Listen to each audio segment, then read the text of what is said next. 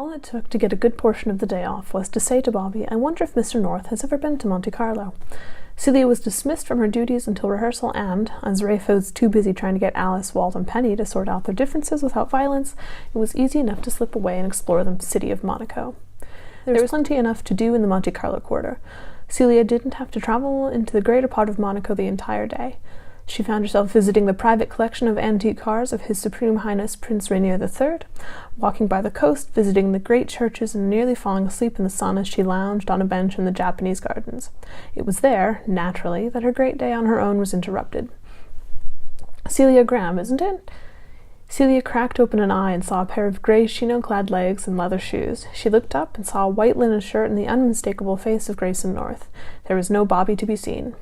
"Just Graham," Celia said, sitting up and swinging her legs down so that Grayson could sit. "I thought Bobby was going to show you around, Mr. North." "Oh, no, just North, no Mr., okay?" he said and gave her a light smile. Celia raised her eyebrows. "You want me to call you by a cardinal direction." "Just a cardinal direction." "I know my last name makes me sound like a boy, but North makes you sound like some bad criminal or something. It's Grayson, isn't it? How about that?" Celia shook her head, her short hair catching on a slight breeze. She scowled at the sky and saw some incoming clouds. Rain was definitely on its way. "Everyone calls me North," Grayson said. "Friends, family, everyone." "Well, I've never been good at doing what everyone tells me," Celia said. She paused for a heartbeat. "Back to my original question. Where's Bobby?" "Ah, yes. Bobby was called away," Grayson said. "I believe there was something about a shopping mall and not having a chance to properly stretch her legs. I got the distinct impression that she didn't mean a walk around the gardens." "She's not as bad as everyone seems to think," Celia said, unsure where the sudden need to defend Bobby came from. "She's just a lot of talk. Appearances matter very much to her, but I think she's got a good soul if you take the time to see it." "Coming from someone who is at her beck and call, that means a lot," Grayson said. "So what are you doing here?" "What? Can't I just come out to the gardens and enjoy myself?" Celia asked, frowning ever so slightly. Grayson shifted and looked at her in alarm. She laughed at the comical expression and shook her head. "I don't think that's what you meant, is it?" "Not exactly. I was asking about this job. As in, why are you here in Monte Carlo working your ass off for Rafe and Company when you could just be working a much better job?" Grayson asked. He stretched his arms along the back of the bench and looked at her in question. Celia let her easy grin jump to her mouth and raised her eyebrows. You're assuming that I am capable of getting a better job," she pointed out. Grayson blanched and opened his mouth to defend himself. Celia flapped her hand in dismissal and shrugged. "You're probably right, but you also answered your question. Monte Carlo? Seriously?" "A traveler," Grayson said. "Okay, I'll accept that. Though my question still applies. Why aren't you doing something else?" "I mean, why am I assistant to Bobby Thurston in costumes and whatever else Rafe wants me to do?" Celia asked. She grabbed her bag and stood, stretching. Grayson looked at her lazily and held out a hand. "Wimp," Celia said, grabbing onto it and pulling him up. She turned towards the tea house and stuck her hands in her pocket. "Because it's interesting, and because someone has to manage everyone else. It's always been something I'm good at, organizing, getting things done. So why not? Besides, Monte Carlo." "It's interesting and you get to travel," Grayson said. "Well, that is about the most vague answer I think I've ever heard." "Okay, Mr. North," Celia said, ignoring the look he threw her.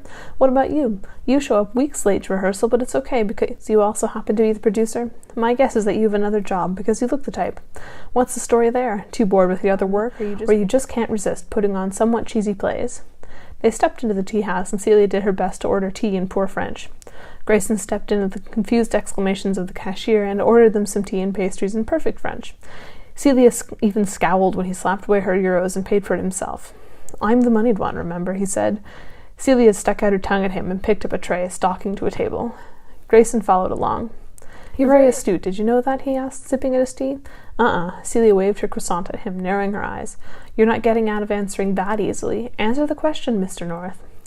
"Only if you promise to stop calling me Mr. North." Grayson snatched the croissant out of her hands and bit off a piece of the end. Celia gaped at him and let her eyes widen. A pout of the lip and just the barest hint of moisture in the eyes. "Oh, geez, look, I'm sorry about the croissant. It was only a joke. I didn't mean to—" Celia laughed, leaning back in her chair and doing her best not to point at him. Grayson looked confused for a fraction of a second, then vaguely resigned at having been fooled. "I'm sorry," Celia said, wiping her eyes. "I just couldn't help myself. You were prime for it." "Har, har," Grayson said. He set the partly eaten croissant on his plate and took another sip of his tea. Celia picked up the croissant and ate the rest, looking perfectly self-assured while doing so. "You're just doing this to cause trouble, aren't you?" Got it in one, Celia said. Now, where do you work? Troublesome and persistent. Now I understand why you're content to be an assistant for Rafe. Grayson picked up another pastry and tore it in half, giving part to Celia just to avoid another incident. I work as an architect for a company in London, and I inherited a great deal of money from my parents, so that's why I can go and produce a play. Go ahead, laugh. Celia shrugged. Why should I? It's a perfectly reasonable profession. And of course you've inherited money. You're not a technology guru, so the money for the play production had to come from somewhere. Inheritance makes the most sense. What are you, Sherlock Holmes? She said. Okay, so that's the job. What about the acting? Where did that come from? My school days found me not so interested in football or driving around with my mates. I liked building sets for the theatre. Then I discovered that I liked acting too. There's something about creating another world for people. It's like opening a doorway into someone's mind, experiencing what they experienced, Grayson said. He wrapped his hands around his cup and hunched his shoulders just enough to tell Celia that he had told the story and been scoffed at. She nodded. That makes sense, she said. That and you get to go to Monte Carlo. Though I realize that it's on your own dime, so it's not nearly as fun. Your own dime? What are you now, American? Grayson smiled, a gesture of appreciation for changing the topic. No, but I did tour for 2 years with a company of Phantom of the Opera. You pick up a phrase or two, Celia said. She pulled out her phone and checked the time before wincing and sliding it back into her bag. If we don't leave now, we're going to be late for rehearsal, and after the day Rafe has had, I am sure that would be a really bad idea. What do you mean, the day Rafe has had? Grayson stood, and the two walked towards the entrance, admittedly a little faster than they would have if they hadn't been late. Well, apparently, Walt has been sleeping with Penny, which his wife, Alice, finds a bit of a bother, Celia said. Alice and Walt are married? Grayson asked. She nodded. He may have only known them for a few hours, but Celia had observed them since meeting, and she had been as in the dark as anyone else. Well, that's news to me. Me too, Celia said, until I heard the three of them going at it in the hotel. Well, Rafe has been dealing with them all day, and I don't imagine he's terribly happy. And I didn't think to bring him anything. Bother. Does that work? Bribing the manager/director? They made their way onto the main street, and Grayson held out his hand for a taxi. He held the door open for Celia, and she managed to climb in without feeling as though he were treating her any differently than he would anyone else.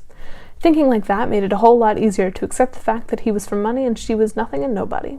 That way she could be a friend without anything else. No extra baggage, no unrequited feelings, just having a good time. Yes, Celia said solemnly. He likes coffee, and chocolate eclairs, and occasionally a very good glass of wine. I'll keep that in mind when I'm late, Grayson said. Celia shook her head and rolled her eyes, smiling all the while. They made it to the theatre with little more incident and no more than 10 minutes late. To Celia's great pleasure, Bobby was already present, shopping bags at her feet. It meant that Celia didn't have to go fetch her from the shopping mall. Graham, there you are, Bobby said, rising from her chair as soon as she saw Celia.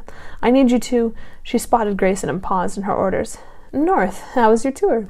I had thought we could meet up for dinner later, but Rafe is determined to have us here all evening. Grayson stepped close enough to Bobby to be friendly, or something more if you were looking. Celia was gathering up the shopping bags and was looking. They would make a beautiful couple, she thought, without ire or regret. Bobby was just a touch self-conscious, and Grayson was kind enough to make that feeling go away. With a little prodding, perhaps? Graham, there you are, Rafe said. Celia had only just gathered up the bags to take back to the hotel when he grabbed her arm, dragging her off to a secluded corner of the stage. You'd be getting a pay raise, and you wouldn't have to be Bobby's assistant anymore. But really, you'd be doing me a great favor, perhaps helping your career along, too. I mean, you could go anywhere. Celia put the bags down and plucked Rafe's hand off her arm, frowning. Are you firing me? She asked quietly. I haven't done anything wrong. What? No, you're not being fired. You're being promoted, Rafe said. Celia raised her eyebrows and seriously considered folding her arms into a pout. Rafe, this is a theatre company made up of about 5 people, not including the actors. I'm already doing costumes under Tony, so either you want me as props master or lighting. Otherwise, there's nowhere else to promote me. I see both the PM and lighting people here, so... Celia prompted. Rafe winced and rubbed the back of his neck. Oh, no. What is it that you want me to do? He mumbled an incoherent phrase. What? I need you to take over as Jenny, Rafe muttered. Celia stared at him. Don't give me that look, Graham. Penny quit after Walt refused to take her side over Alice's, and I don't have time to audition and train a new actress. You've got to be kidding, Celia deadpanned. This time she did cross her arms and shift her weight. No, I'm perfectly serious. You already know the script and the blocking, and while you're about the same size as Penny, you can act. I know it. You know it. Please. You'd be doing me the most enormous favor, Rafe said. He looked at Celia, pleading and desperation in his eyes. She took a deep breath and wanted to refuse. She wanted so badly to refuse. Sure, she loved theater, loved the chaos that came with creating a new story for people to see. Lighting, props, costume sets, script, blocking, drama, details, it was all wonderful. Stressful at times, but wonderful. She even liked working with demanding people like Bobby Thurston because she could figure them out and anticipate them. But there was one thing Celia hadn't done since she was a girl, and that was act. Properly act, not just fill in when someone was late. Once upon a time, she had promised herself she would never do it again. Now Rafe was begging her to break that vow, and he was giving her the one excuse she couldn't possibly refuse. "Damn it, Rafe Visner," Celia said, pinching the bridge of her nose. "Does that mean you'll do it?" Rafe asked hopefully, his face lighting up. "Yes. Fine, I'll do it. But I'm still working costumes and as Bobby's assistant, just to prove to you that I can."